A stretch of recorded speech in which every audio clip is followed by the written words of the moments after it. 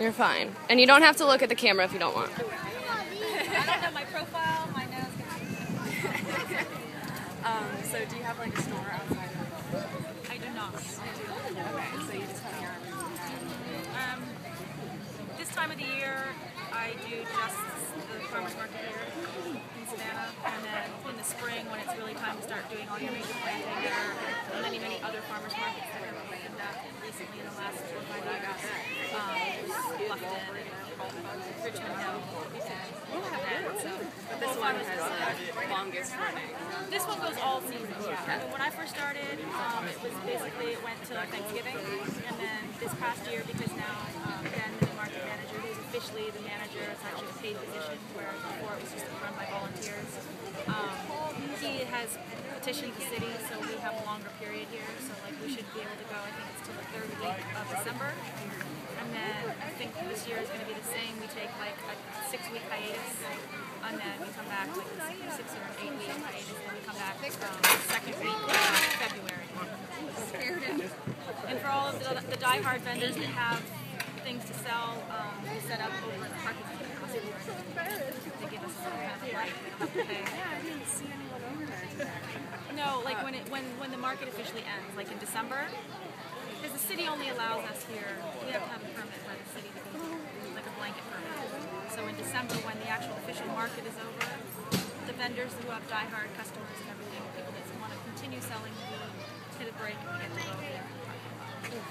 And so I don't really know much about plants, but what in general do you sell?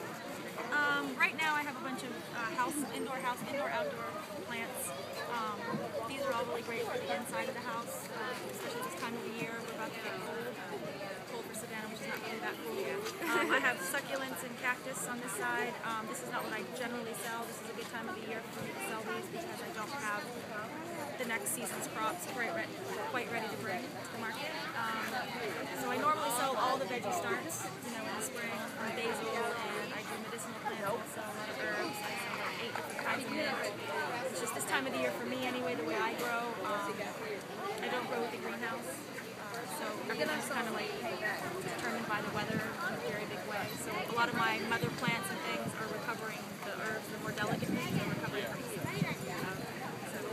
More, house plant type things and like pots and gifts. And there's some peppers left over from the spring also. Peppers are perennials, so I have them to sell all year. Sorry. I just got a question. I keep killing one of my cacti, and it's in like a really shady place. Do you want me to keep filming? Getting water ready. Yeah,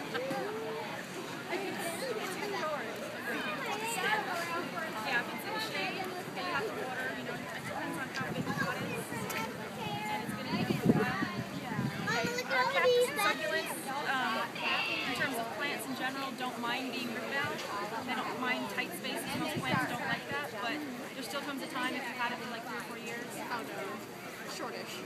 Well, I mean, you may not have had it for 3 or 4 years, but it might be, depending on the size, a 3 or 4-year-old. Like this is like a 3-year-old plant. I see. So this has enough room in here to grow, but if this plant was in a tiny little pot, what happens is that 2 things can happen. You either overwater it, and because the roots are so bound, it can't drain. Yeah. So